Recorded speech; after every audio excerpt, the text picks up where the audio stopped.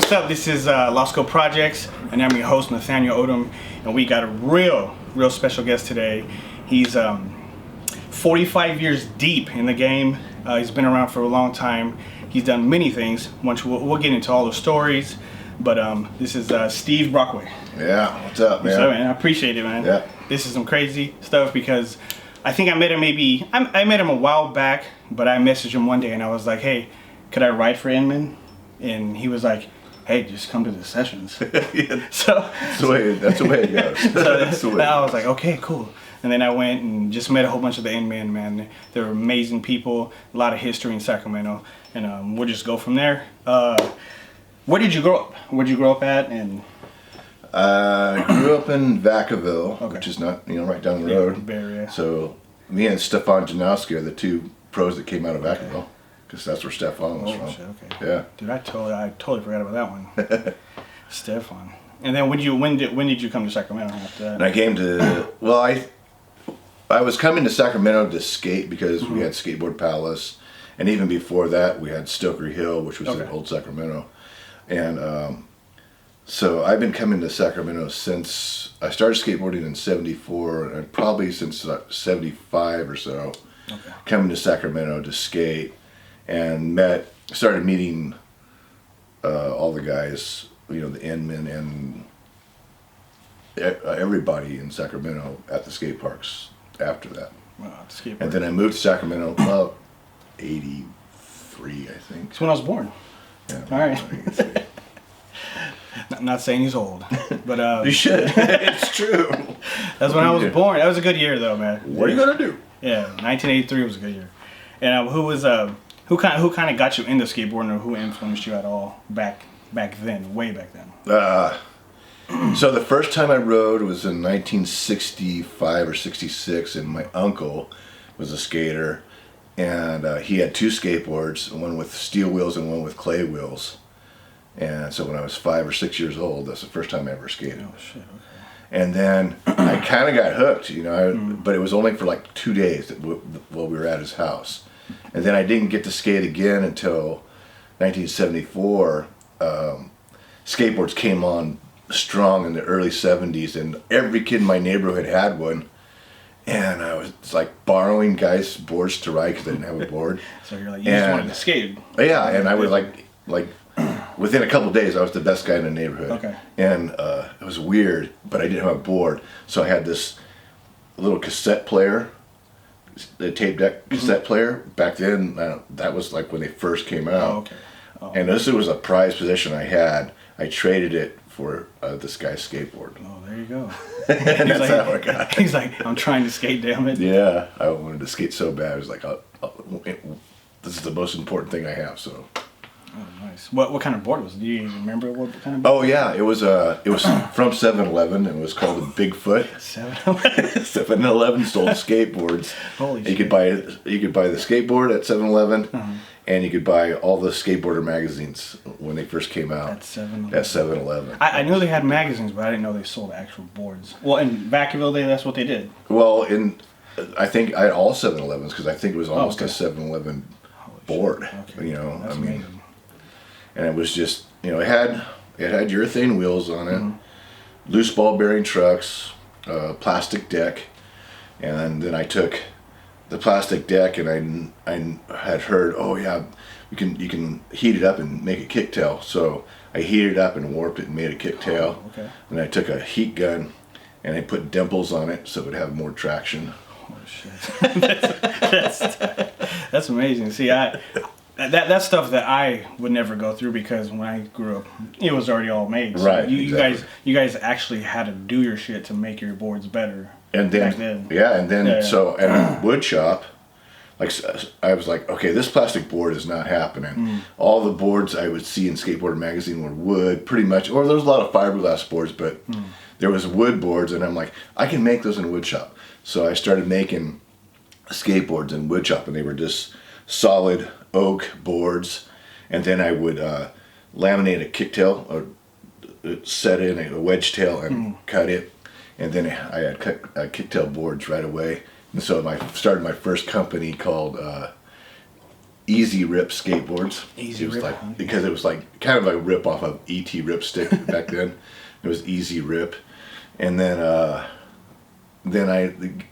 made a bunch of those in wood shop, and I got better at making boards, and then I started laminating boards. I made 3-layer laminated boards with a warped tail I made a jig and everything, and that company was called Cowtown Skates. Cowtown Skates. Because Vacaville, Cowtown. Yeah, okay, yeah, definitely. So did you have people riding for you, or did you give boards out to No. people, or is this all you? I made them for myself and a couple of my Oh, okay. friends and stuff. It was like took forever to make that shit, you know. Well, back then, I would Yeah, think. but it was cool to be able to make your own thing and that you ride it and stuff. And then these guys from Ventura, skater surfer guys, moved to Vacaville, and they skated with a little bit, but they were way more into motocross.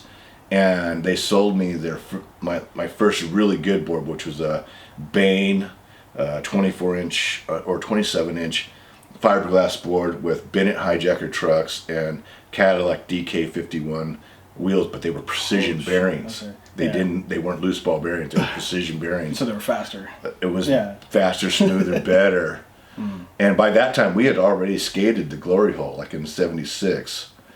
And so I was able to take those trucks and wheels, make my own wood boards, and So you skated Glory Hole with that type of board. I skated Glory Hole the first time with loose ball bearing wheels. Jesus Christ!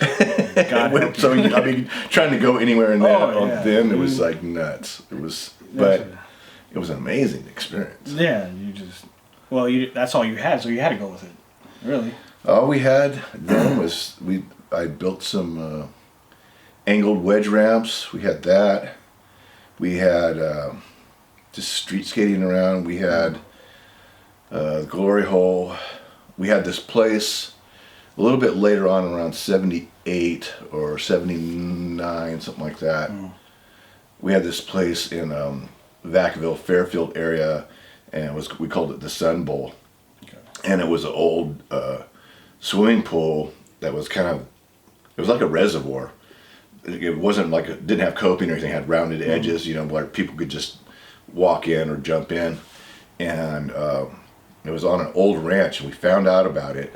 One day I went to a wedding there on this ranch, and I see this thing. I'm like, oh my God. And I totally forgot about the wedding. And You're like, I was like, I got to go yeah. back there. Next weekend we went back, and we found out that the rancher would charge you like $1, and you could skate the thing. And we would go up and skate that thing. And that about that same time, Don Bostic was running the Santa Cruz Skateboards amateur team, and he was also running Skateboards Etc. in Sacramento. Okay. And they came and did a demo for the skate shop for the sporting goods store in Vacaville, and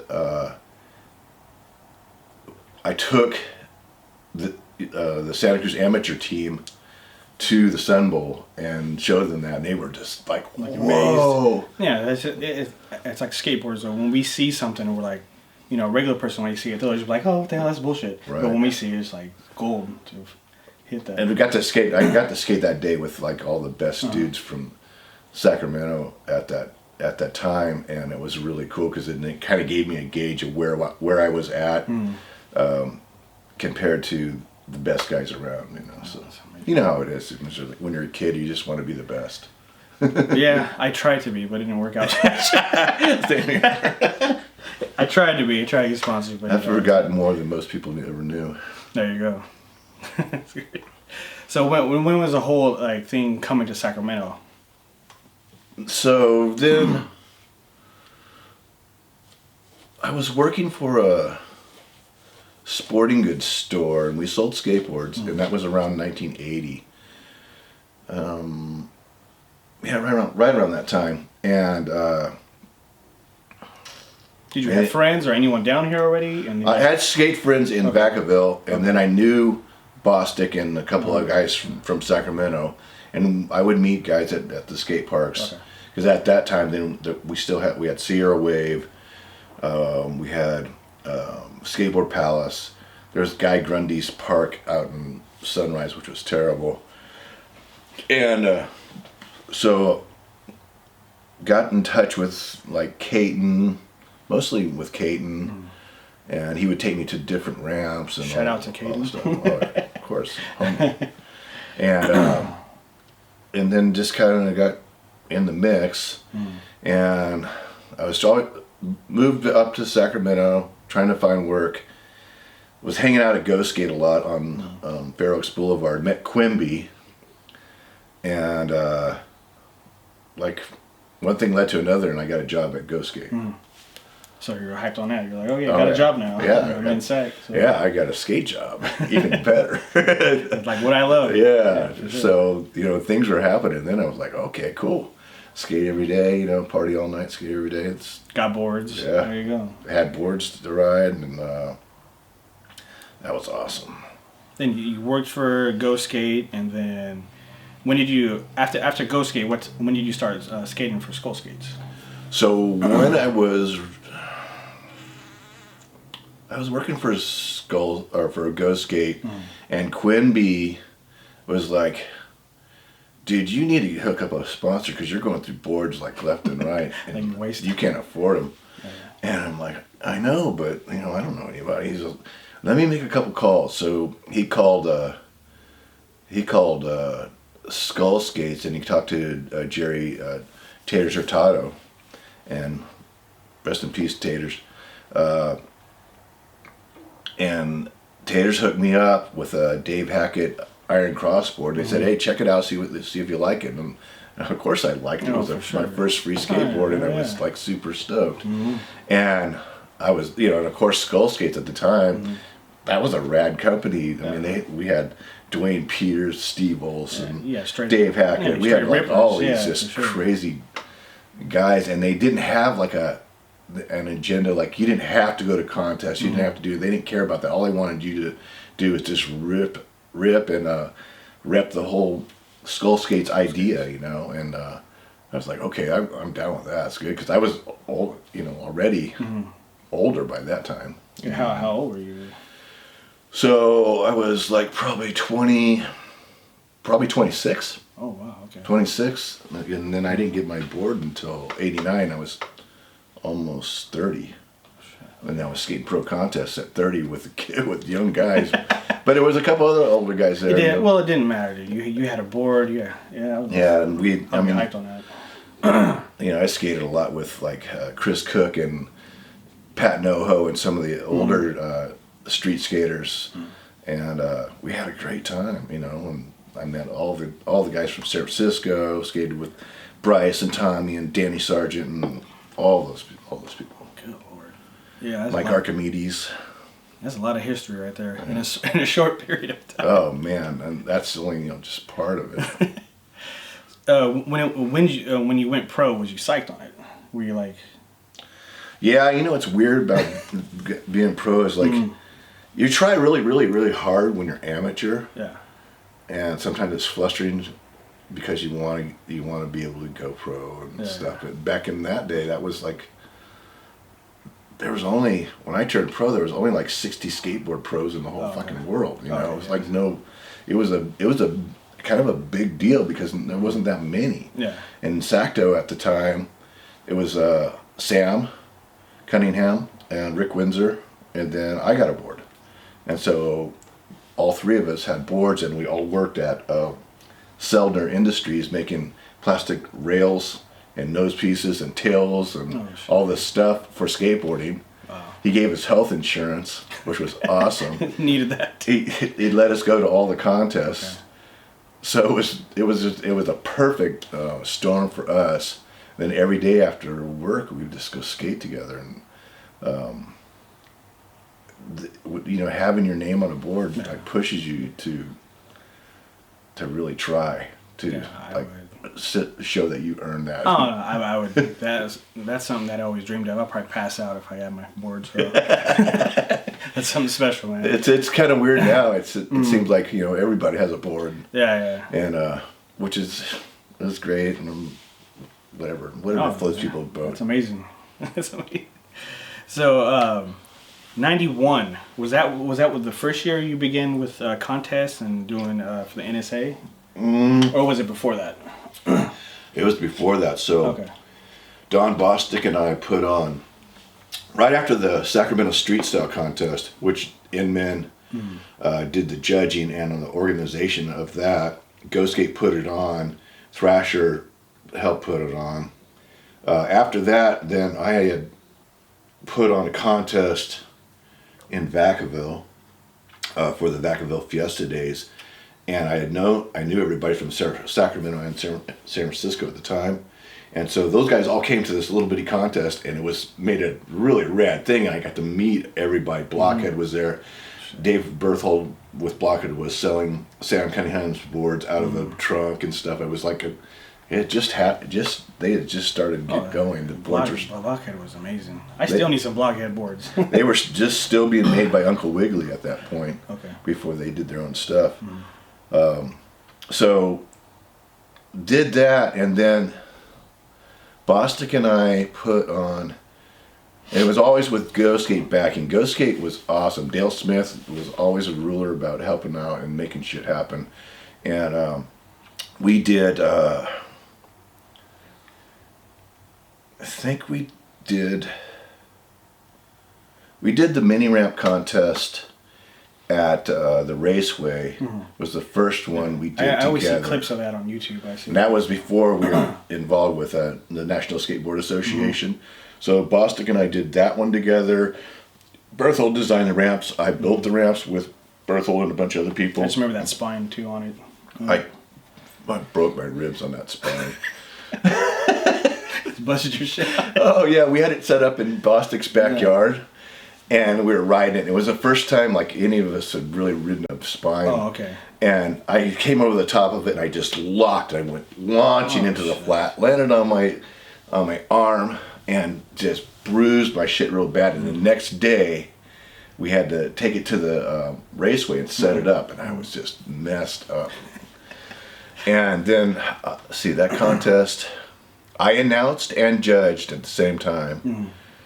And so you did a lot of you work know, on that one. every skater in the world at that time was pretty much there. It was who were some of the skaters that were skating it? Lucero, Grasso, Mountain, Cab, Hosoi, Schroeder, Bryce, Sam. I mean, everybody was there. Dwayne Peters was there. Never left the van up on top of the hill. Just completely wasted out of his hand, of course. But everybody was there, and it was that was an amazing contest, and that kind of put. We already had Sacto Street Style from the Tower Records days. Yeah. On the map for Sacto. I see pictures from that all the time. I'm always driving by it because I work over there. Right. And I just I always see it. I'm like, damn, dude, there's a lot of history just right there. Nobody knows though. Yeah. It's amazing. So the Tower happened, and then that contest happened. The next summer, we're like, we got to do another contest, and we got something going on here. So we did Sacto Heat in the Street contest, also out the Raceway on a big tarmac area. I built the first elevator curb. It was like up and down curb, like a rainbow curb, and then the S-shaped curb out of concrete. We had a car. We had a couple angled boxes. I built that, and then the double-sided wave. That was my thing. But I'm going to come true on that. I ripped that thing out. The design, half the design from John Bauman, who did it first for the Sacto Tower contest. That wave ramp that you see Gone slide up. So I took that and said, let's make two of them, push them back to back, and we'll have a spine and a double-sided ramp. And everybody loved it. Oh, I would love that.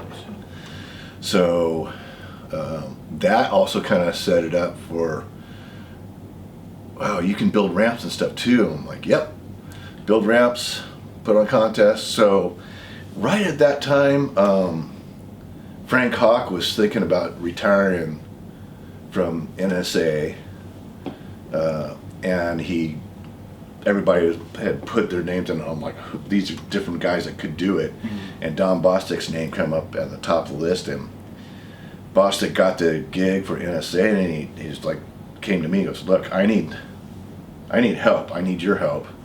We've done a bunch of stuff together, so let's let's do this NSA thing. So it was with Danielle, his wife, running the books and all the necessary paperwork to make things happen. We went forward and did NSA, and I think.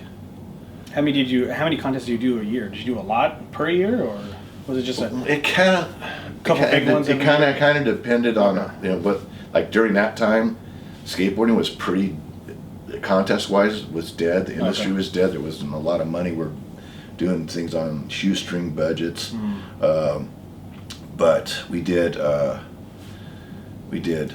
one in San Diego at Del Mar Fairgrounds. We did one in Santa Cruz, right downtown, just after they had an earthquake, and I think that was like, I can't remember when that was. That was like 91 or 92, something like that.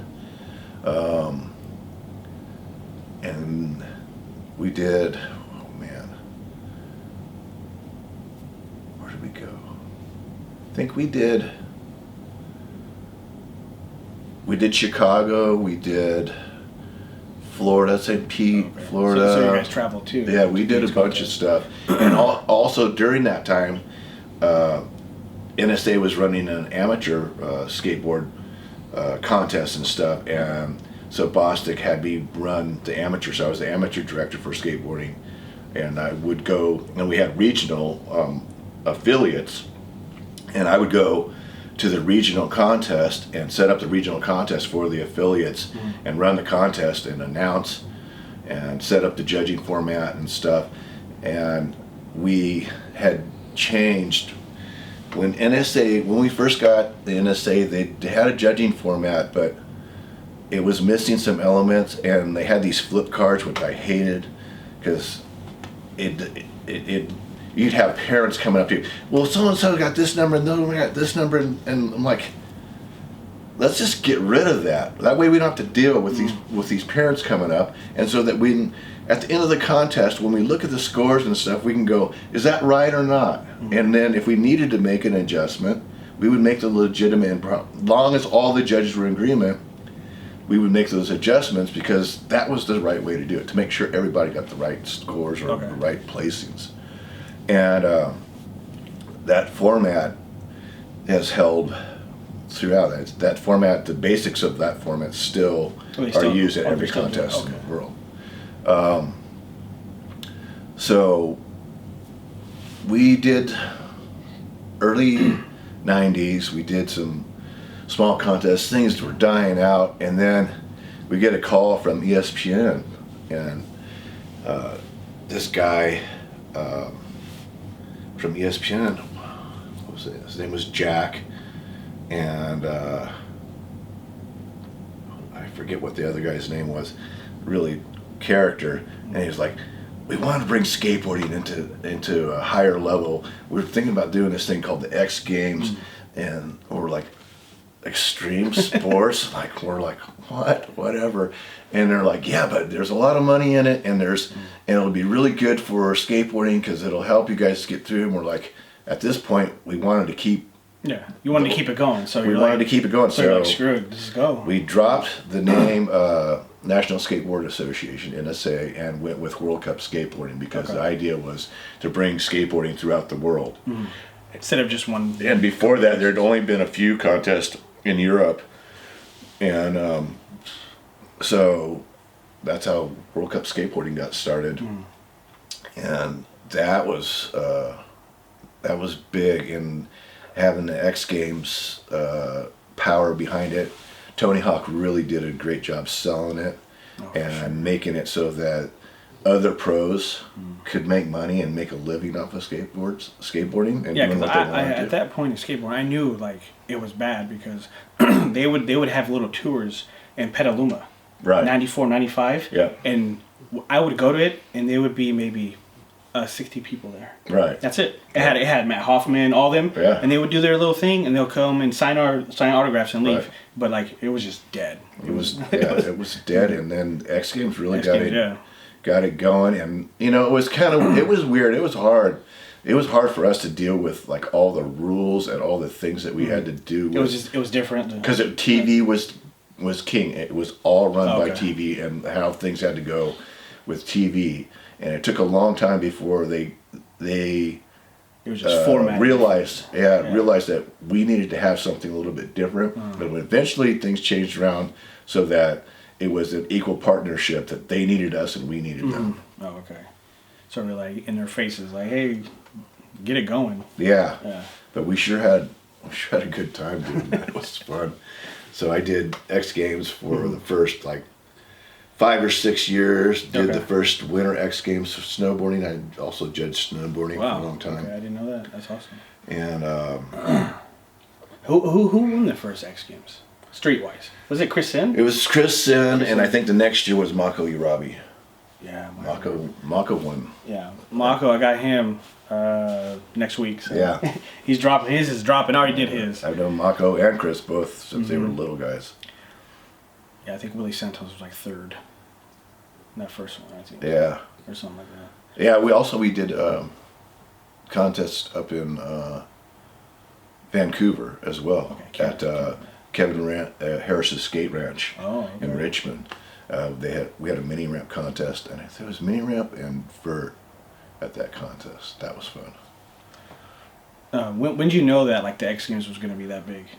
Did you have like it when you guys first did it? Were you like, it's going to be okay? But did you think it was going to be that level? When we went and had to sign waivers and all this stuff, and they gave us bags and bags full of free shoes and sunglasses and clothes and all kinds of stuff, and we're like, holy smokes, I've never gotten this kind of stuff before in my life. And I guess it was hard to believe the level. Plus, like, the food and everything was like, really, really good. It was like catered and stuff. It was catered, like and that? we were like, what? We're used to like, give us a couple beers, we're good. That's awesome, man. So that was big, and it was definitely a changer for the longevity of skateboarding. I think for it getting the ability to move forward and then also take it from just being totally a streets rooted or program to a higher level. Yeah. And if you wanted to be involved with that, it was cool. And if you didn't want to be involved with that, like you had the Windsors who didn't want to have anything to do with it. And you had other people that wanted to be involved with it, and it was good. It was good. I think it was good. I still think it was a good move. Well, it's definitely at least for big. skateboarding. Yeah, at least for skateboarding. Well, it's big now. It's still big. Right. It's huge. Right. Well, they got Street League now, so that's taking over a little bit. Let's see. Went through almost everything already. No, so we're gonna go back. A little bit. When did the whole you got introduced to like the Nmen and all the Nmen stuff happened? So the Nmen started in 1975, is when the term was coined, and when I first started skating, like Sierra Wave and so I met the Nmen, and then they started in 1975, and I was seeing those guys at the skate parks at Sierra Wave and at Skateboard Palace, and they had ends on their boards, and they had shirts. Mostly they just had stenciled ends on their boards and on their helmets and stuff like that. And they kind of scared me because those guys were, even though they were like the same age as me, I was like a young-minded. I wasn't worldly. Not like those guys. Those guys were all like hardcore. Caton and especially Caton and like O'Shea and Doug Jones. Yeah, so they kind of guys. like intimidated you a little bit when you came around. Yeah, those guys were intimidating. They were good. They were good skaters, but not anything better than what I was used to. But they were kind of scary. But they were rad. And then I also met Tom Bixby and Sean O'Callahan. And those guys were the freestyle guys. And we had a team in Vacaville called Team Radical, and it was about 5 of us. And in 1976, they did a contest at downtown Ford in Sacramento. And back then, when you went to a contest, it was high jump, it was freestyle, it was banks, and it was slalom. You had a whole bunch. You did all the things that you were good at, you know. Well, we tried. Our team was like kind of good at all of them. We did really good, and that contest, we went out, we practiced with everybody, and everybody was pushing really hard. It was like when Dogtown and the Z Boys. Those Dogtown dudes were really fully shredding and showing what could be done. The first frontside airs. Was it still like the beginning of the Dogtown era? Yeah, it was right at the beginning. But it was we would see it in Skateboarder magazine, and like, you know, as soon as we see it the next week, we were trying that stuff, and we would get it like pretty quick because we were good, you know, and it just was a really pivotal time, and those guys saw us skating at that contest, and so when we went to sign up, they were like, "Oh, it's a regional contest." We're like, "Vacaville is a region, right? Yeah. You guys can't enter." They wouldn't let us enter the contest, and we were so pissed off. We were like driving out of there. My mom drove us there. That didn't make any sense. Driving us out, we were all pissed off. She took us to the skateboard park. I think we went to Sierra Wave and skated, and it was like nobody there because everybody was at the skate park or at the contest, so we had the park to ourselves pretty much. But I'll never forget that day because we would have done pretty well, and all the Nmen guys that were there that remember that. No, it was like, whoa, there's other people in NorCal that rip too. I'll be pissed too if I go to a contest and they're saying, "Get the fuck out of here." But you know, and then of course you had to go and skate with those guys, which was good because they were all rippers. Caden was the manager at or Sierra Wave. He was always ripping and the loudest guy in the park, and he's still the loudest guy in the park. Still ripping too. And still ripping. And so when I moved to Sacramento, he became a really close friend, and we've been best friends ever since. You know, it's like we've been through a lot of stuff together, and so we would every year would have the Nmen Christmas party, and that party's been running. I've been to at least 30 of them. Oh, Jesus. I haven't been to one yet, but I will be. And so now it's a big deal. And Caden was the guy, because it started off being Caden's birthday. And then turned into a whole. And it turned into a party, and it just became the Nmen party. And it started at people's houses, and then moved to little small businesses, and started moving to bars. Moved to a lot of bars, got kicked out of a lot of bars, and where they wouldn't let us come anymore. Did you guys have too many people sometimes when you did it, or? Oh no, just stupid things like being rowdy, like people driving motorcycles through front doors and little things like that. You know, I don't know why they kicked us out. It's ridiculous. Being a little crazy. Got tired of you guys. Oh yeah, it was kind of hell on wheels type of situation then. And then Caden got married and he moved to Montana, and before he left Montana, he was like, "You're the only person that can keep the whole party thing going, because you're the one that has all the connections and has the charisma and the ability to make it happen. So while I'm gone, will you watch the Nmen?" I'm like, "Yeah," you know, because was that when you took over, like 2004, or? Oh God, it was. Or was that before that? I don't know. You'd have to ask Caden. Okay. I don't know what year he left to go to Montana.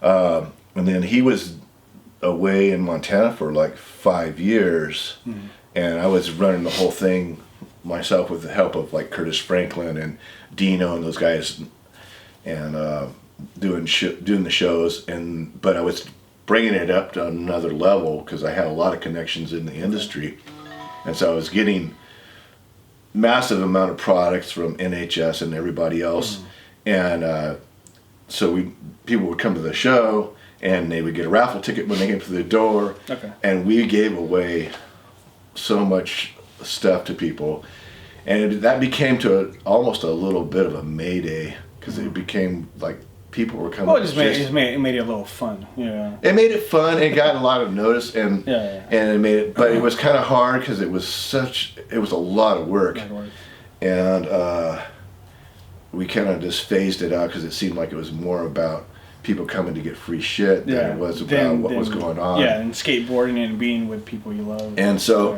and then when we also had the Nmen Awards, and it was just the Nmen of the Year award. And I'm like, you know what? That's not covering what's used to happen, and other really special people. So I added the Nmen OG award, and to be in the Nmen OG thing, you got either had to be an original, or you had to be associated with the Nmen from the beginning. But we have people. I mean, Brian Houston from Chico got it not too long ago. We got guys up in Reno, Stan and Pineapple. Those guys have been around with us for the whole time.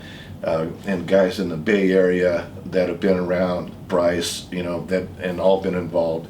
And then we have legendary people that didn't get recognition from like the Hall of Fame awards and stuff like that. Like Ted Terrebonne, who was an amazing photographer. He did photographs for Skateboarder magazine, and then we have Bill Golden, who was kind of like our Nmen photographer. He did great photos as well of all the guys in NorCal. Mike Blanchard took pictures for Thrasher. He's been with us forever and still skates. But we needed to also recognize people that had helped promote the Nmen thing, and that was via Thrasher. So we introduced the Icon Award, which was Terrebonne and Chantry and Golding and those guys, and then we also added Mofo, Bryce, Kevin Thatcher from Thrasher, and some other people.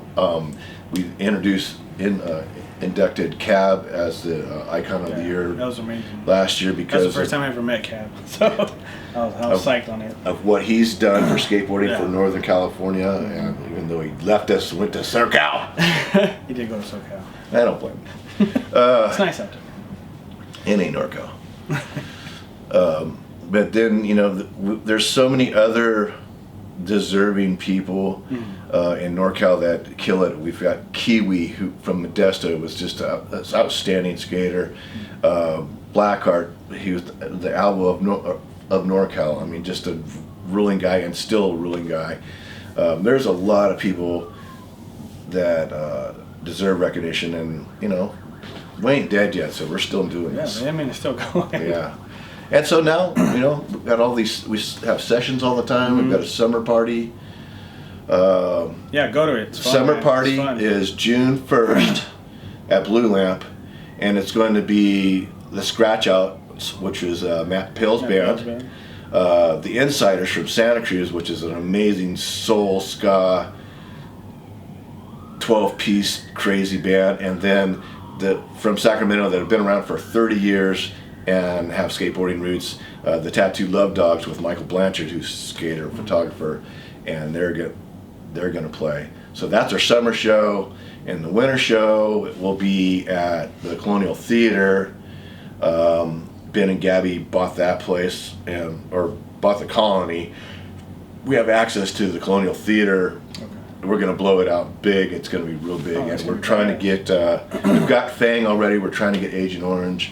And Pat Black's band, Jacksoff, are going to play. And that's when are you talking about something like they're going to do summertime there or something with ramps? Because I heard seen something. What I want to do is, and this is for all you guys that don't feel like you're included with the Nmen thing. I'm talking to all you guys from PLA, all you guys from Boulevard, and all the different shops, lines, all you guys.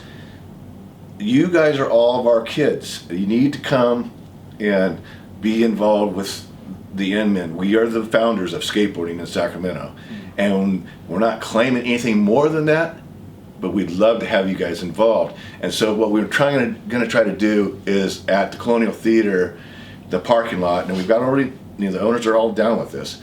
I want to build a bunch of ramps. We want to do some like mini Sacto street style, just jams, and with shows after that. Yeah, that's badass. So we're going to try to do maybe 2 or 3 of those this summer. Okay. So that's the goal, and I'm sure we can do it because we usually are able to pull off whatever we want to. Yeah. Please pull it off because I miss those. I miss those things because I did a couple demos. Wow, a long time ago, probably '99 over at the Tower. They would do demos over there, and I'll be a part of that, and it was fun, man. I remember they had a car out there with all these ramps. That was a while back, probably maybe '98. Yeah, and I just don't think that enough of that stuff happens in Sacto. It doesn't necessarily have to be a contest at all. I like contests. It can be a jam and just regular jam, and having a good time. But we'd want all you guys to show up and participate and see what the Nmen are bringing to the table because we're like your grandpas. Respect your grandpa. For sure. Ripping. But how about giving advice to the kids nowadays? What would you give them? As in skateboarding, going pro, whatnot, just... Skate for fun, and if it happens, you're that good, and then it happens. And these days it's gnarly. People, there's so many good skaters. Man, I was just watching clips today from Tampa Pro, and I always watch all that stuff, and I know a lot of people in pro street skating area, and skateboarding is on a different level. It's totally on a different level. It's just so technical, and the kids are so consistent now that it's amazing. It's crazy. It's amazing. When I watch lots of respect for that. Oh yeah, when I watch it, I go, damn. That's all. Yeah. I don't compare myself anymore. I'm older now, and I think it's amazing what the kids are doing now, and just especially the kid. There's a lot of kids that are doing like a lot of old school stuff now. Right. And they're putting the new school on top of it. So it's like it's a mixture, and you're like you'll see it, the kid's style, and you're like, man, he got that old school style, but he has new tricks. Right. So it's just like. No, I love it. I love the fact that it's being manipulated to different things instead of like you got to be a rail guy, you got to be a ledge guy, you got to be this. That's street skating. Now it's like a big conglomeration of things, and people doing really cool and innovative tricks and different things, and it's just rad. And it's really rad. Like I not too long ago skated Mather, and Miles Silva showed up, and just to watch his pop and his that board just sticks to his feet like glue. Just consistency and like super consistent. Him over the bolts all the time, and him like even when he falls, it don't look like he falls hard. It's it's like he knows what he's doing. Now it's rad to watch somebody that has that kind of skills and can stay on that well. And there's so many other good street skaters from Sacramento coming out. Oh yeah, Sacramento's blowing up. There's so many good skaters and right now. then you got the guys that just destroy things like John Worthington and Sean Blewett and Sean Blewett, Tristan Moss and all those guys. God, I miss Tristan. I haven't seen him so long. Oh, I skated with him not too long ago. He's back from being hurt. Yeah, and he was ripping. Yeah, I need to get that guy on too. I love Tristan, man. I grew up seeing Tristan when he was about 7 or 8 years old. He used to come over my brother's house because he was my nephew's friend. Right. And I would say, and that was like maybe a little bit before he started skating, and I would always see him, and a little blonde kid, and I'm like, then the B opened. Right. Right when the B opened, he started hitting, and I was like, who's that little kid? And they were like, oh, that's Tristan. And I was like, God damn, he's already good. And he just, he got better from there. Yeah, it's been fun over the years to have like kids that I brought through the ranks, protege kids. I had Jeff Tolan. He grew up. He lived across the street from me when I first met him. He was riding roller skates and airs off of curb cuts and stuff. I'm like, dude, you got to go skateboarding. Get rid of those things. And so we got him hooked up with a board, and man, instantly he just started ripping. And then at the same time, Troy Clower, rest in peace. Troy Clower was another kid that came up underneath my wings. I helped him get on GNS, and he was just such a ripper. And we always preached, you gotta skate fast, you gotta skate hard, you gotta fucking mean it. None of this mamby-pamby, whatever. You gotta lay down. And those guys all laid it down. Yeah. And then many years later, I had the pleasure, another kid living across the street from me in Cameron Park, Taylor Bingaman, and Ripper. had the pleasure of helping Taylor come up through the ranks and become, just, in my opinion, the best all-around skateboarder ever come out of Sacramento. Oh, for sure. I mean, he could skate vert, bowls, street, and just kill it all. And fast. Blast. Yeah, fast, big, and hard, So that's been really cool. My own sons, Ezra and Tosh, skating with them. But it's been really fun to watch these younger guys come up and just get so good. Yeah, they just murder shit. Blue and all those guys. Mako back in the day, and Mako's considered an old guy yet, but I remember when he was little. Matt Rod, I gave Matt Rodriguez his first set of free wheels at Go Skate. Oh shit. I skated with him. I'm like, dude, you're a little ripper, but your wheels are just jacked. So I gave him a new set of wheels. We've been, tight ever since. Matt Rod is a homie, man. Oh yeah. Matt. He hooked me up when I was like 17, and I would bug his ass every month, like every other weekend. I would knock on his door and wake him up, right, just to get a board. Right. He'd be like, "You want a board?" I'm like, "Yeah, go upstairs, get it." I'm like, "Dude, he didn't have to help me out. Right. He didn't have to give a shit about anybody, but he did. He always cared about people and helping them out, especially with S La Boom and all that stuff." So Matt Rod's real. He's cool, man. I like him. Real for sure. And then, just it was weird because then you had guys that have come up through the ranks that I didn't even know, like Rafter. I didn't know Rafter, but he tells me one day, he goes, "Yeah, I bought one of your boards." And I'm like, "You skated my board?" He goes, "Yeah, when I first started skating, I rode your board." I'm like, "Wow," I was stoked. Props to you, Mike. Yeah. Shout out You're to like one of the two guys that bought my board. Yep. Raptor's back downtown too, so watch out. Yeah. Congrats on the house, by the way. Got a house. And a lot of those guys like that, and that have moved here. It's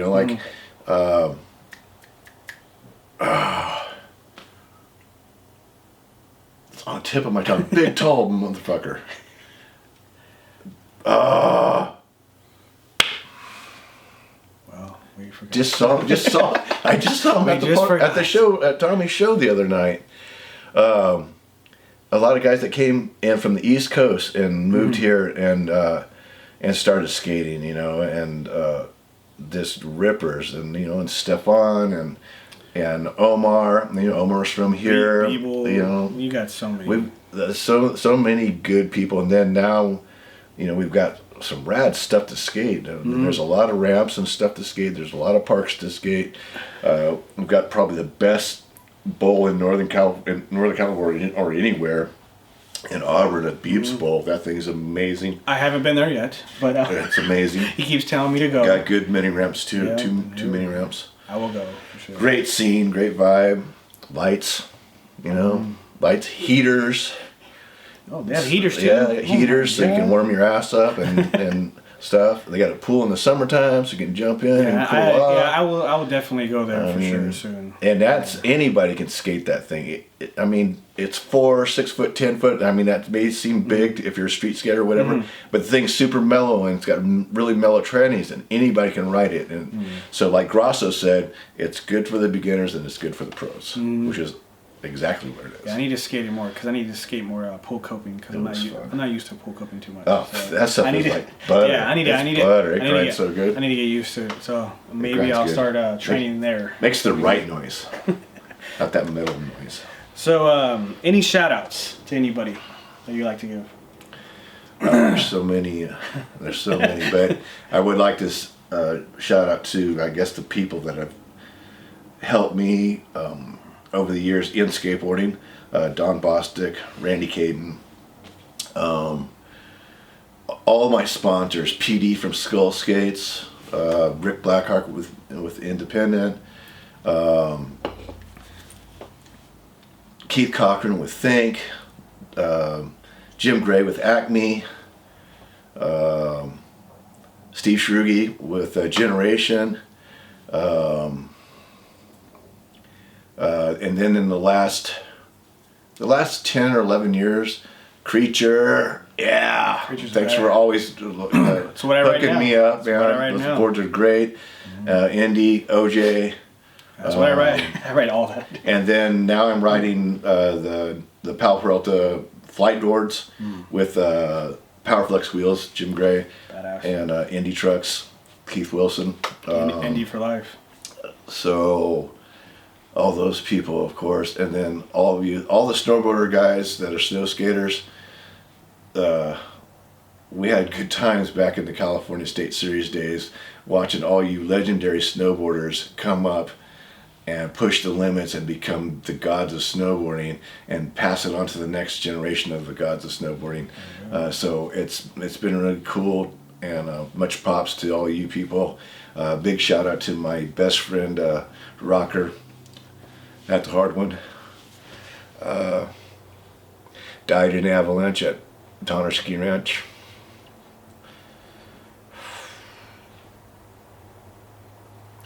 That one's really hard for me to talk about. Tim Broch, Curtis Singh, Phil Shao, Ruben Orkin, Troy Clower. I mean, so many great heads we've lost.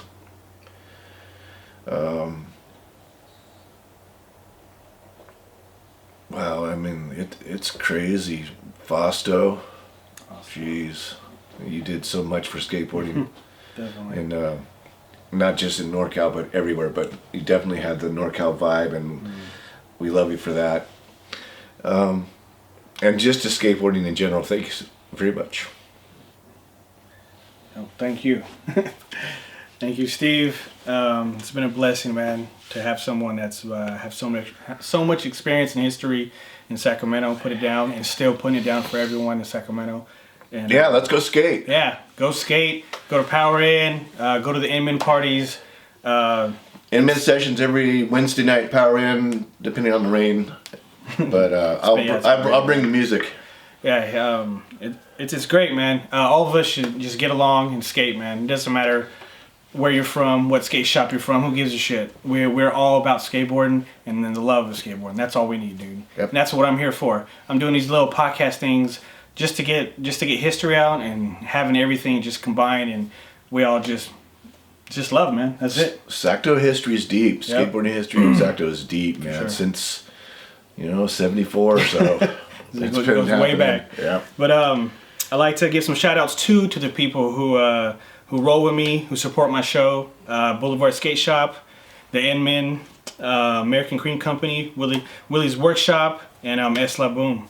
So that's about it. We're out of here. Peace.